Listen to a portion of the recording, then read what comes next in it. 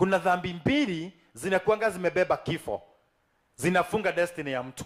Kama hautaziangalia uziondokee, zitakumaliza.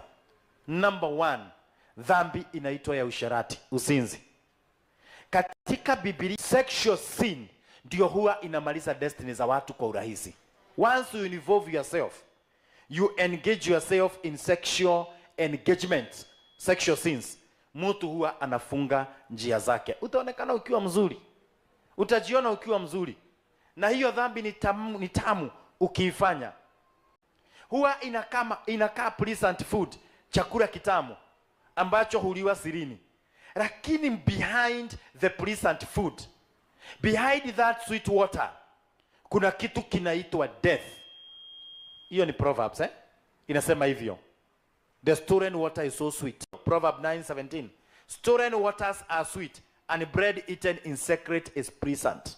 But he know not that the death are there. Hiyo ingine ni unforgiveness, kutosameheana.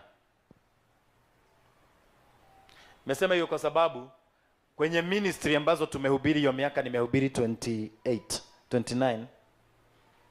Kama ningebeba watu, mimi singehubiri. Because vikwazo ziko kwenye maisha yetu na mbele yetu. Ni kuconsider, tuna consider. Unaangalia ile kazi unafanyia Kristo. You just release, you just let it go. Mtu akikosea unamwachilia.